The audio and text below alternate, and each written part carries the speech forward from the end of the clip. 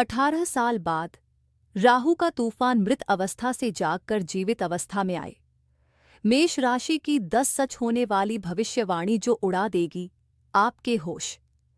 दोस्तों, जिंदगी में कभी कभी ऐसे पल आते हैं जब सब कुछ जानते हुए भी चुप रहना पड़ता है, ताकत होते हुए भी सहना पड़ता है। और यही हाल पिछले 4 महीनों से कलयुग के राजा राहु देव का था।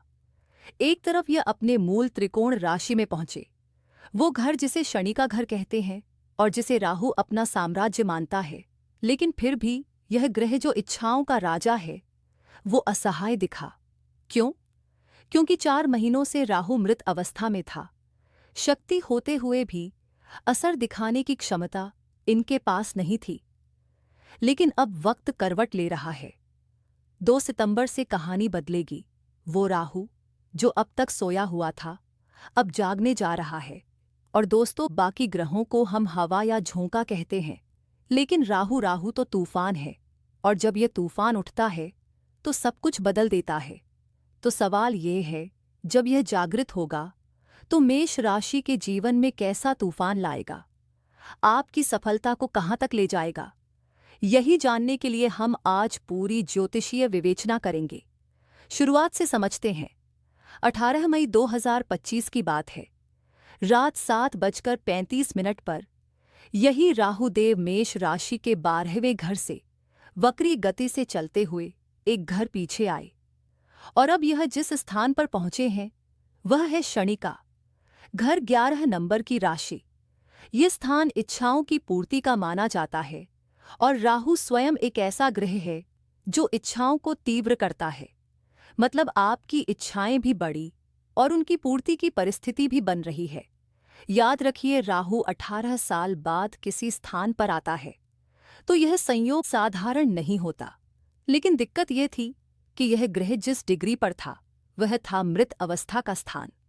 ज्योतिष के अनुसार जब कोई ग्रह 24 डिग्री से 30 डिग्री के बीच होता है तो उसकी शक्ति कम हो जाती है, और राहु भी इसी अवस्था में था। लेकिन दोस्तों, यह स्थिति ज्यादा दिन रहने वाली नहीं, क्योंकि राहु वक्री गति में है और 2 सितंबर को यह 24 डिग्री से नीचे जाकर 23 डिग्री पर आएगा।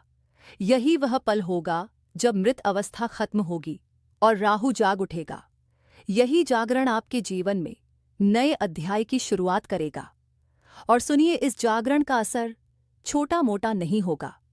2026 तक की पूरी कहानी अभी लिखी जा रही है।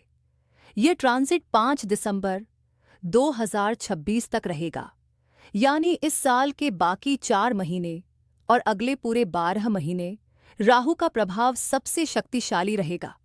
और खास बात यह है कि यह राहु 11वें भाव में बैठकर आपके जीवन में कुछ ऐसे परिवर्तन लाने वाला है जो सिर्फ सफलता नहीं बल्कि सफलता की विशालता देंगे। आपका नाम, आपका सामर्थ्य, आपका प्रभाव सब बदल जाएगा। कैसे बदलेगा, क्या क्या होंगे फायदे और किन उपायों से आप इस सफलता को सुनिश्चित कर सकते हैं, यही सब हम गहराई से समझेंगे। तो आइए मित्रों, बिना देरी किए हुए जानते हैं राहु के जीवित अवस्था में आने की वो 10 बड़ी सच होने वाली भविष्यवाणी। लेकिन वीडियो को आगे बढ़ाने से पहले कमेंट बॉक्स में सच्चे मन से लिखें जय श्री राम, जय बजरंग बली, और वीडियो को एक लाइक कर वीडियो को हाइप जरूर करिएगा। दोस्तों, चैनल पर नए हो तो सब्सक्राइब करना ना भूलें।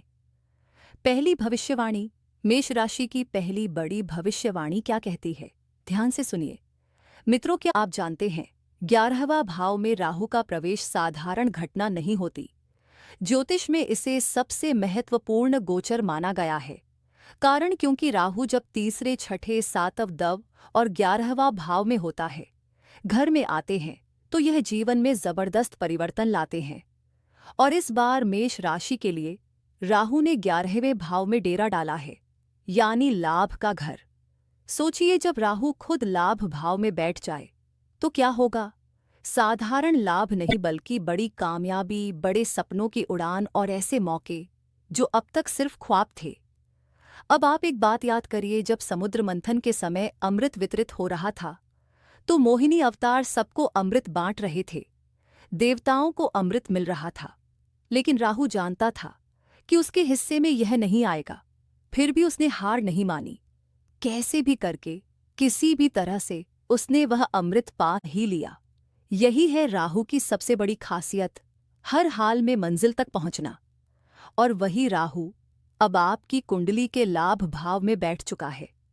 मतलब अब वह काम जो महीनों से पेंडिंग थे, जो बार बार रुक रहे थे, जिनमें डिले हो रहा था, उन सभी में अब राहु तेजी लेकर आएगा। ये समय ऐसा है जब मेष राशि वाले किसी बड़े लक्ष्य से जुड़ेंगे। ऐसा लक्ष्य जो जीवन को एक नई ऊंचाई देगा।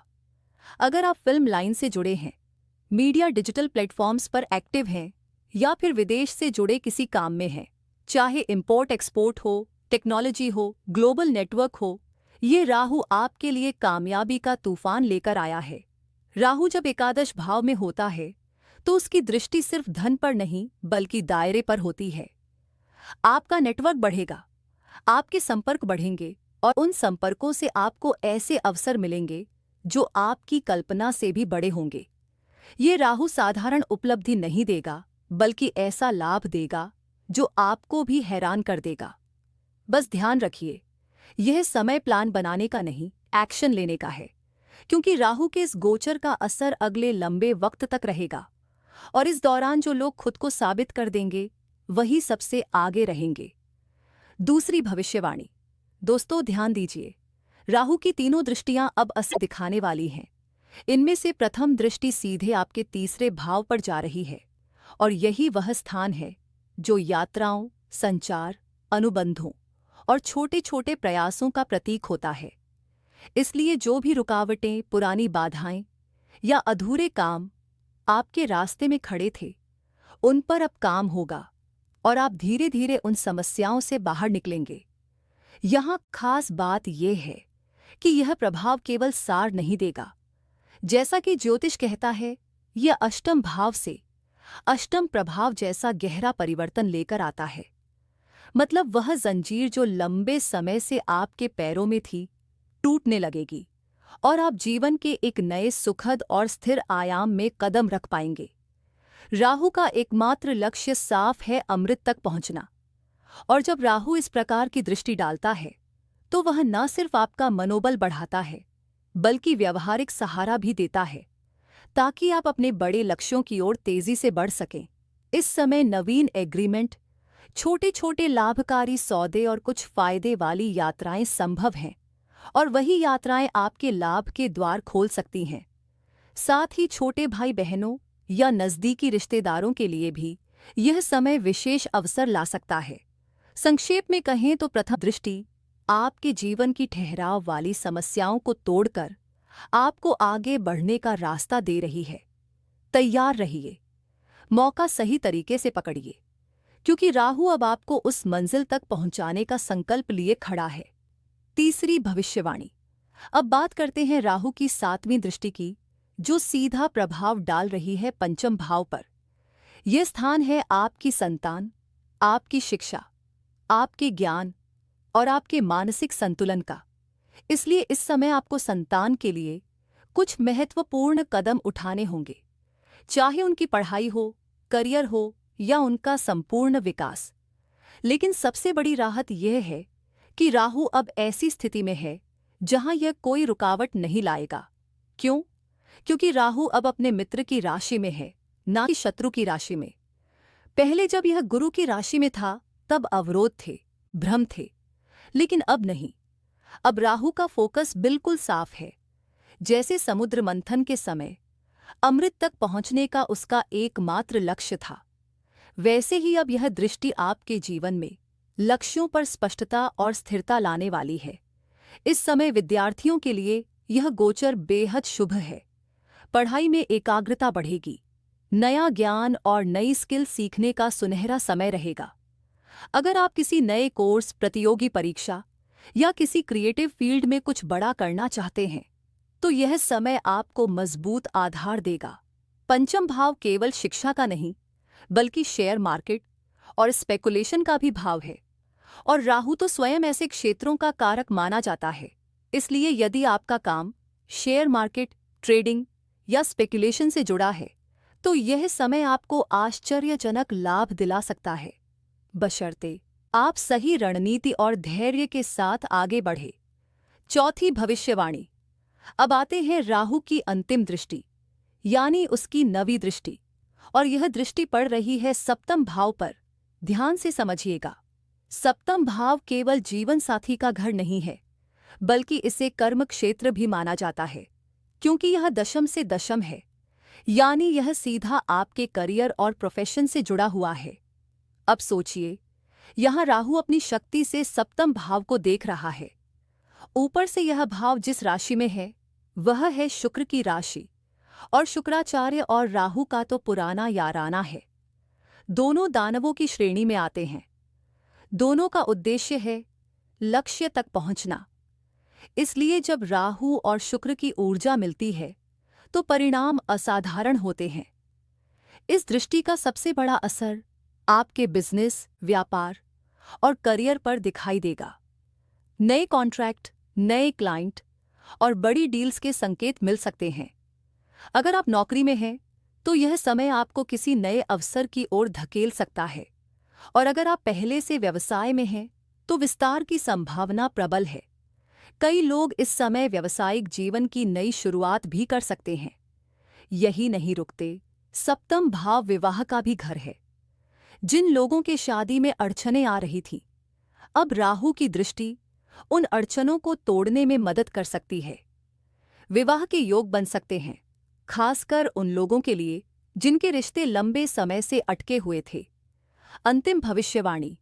दोस्तों, एक बात हमेशा याद रखिए, राहु जहां भी जाते हैं वहां भय और भ्रम जरूर लेकर आते हैं।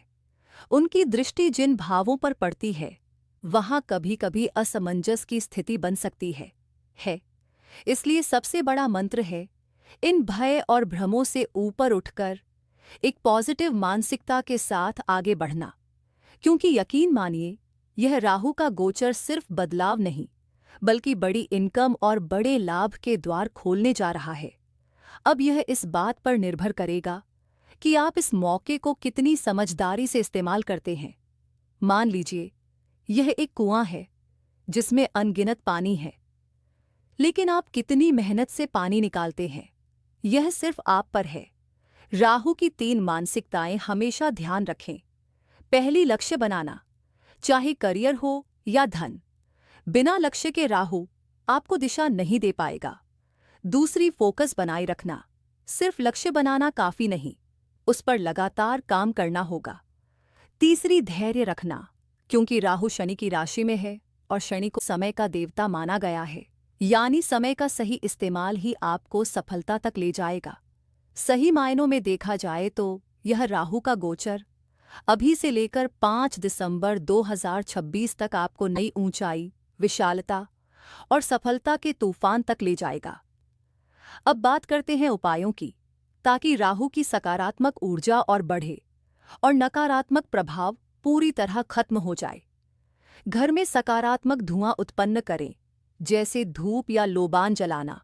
पुराने जमाने में गांवों में गोबर के कंडे जलाकर उनमें धनी डालने का जो रिवाज था, उसका उद्देश्य यही था, घर की नकारात्मक ऊर्जा को खत्म करना। साथ ही अगर मौका मिले तो गंगा स्नान जरूर करें। ये राहु को प्रसन्न करता है और जीवन में आने वाली बड़ी रुकावटों को दूर करता है।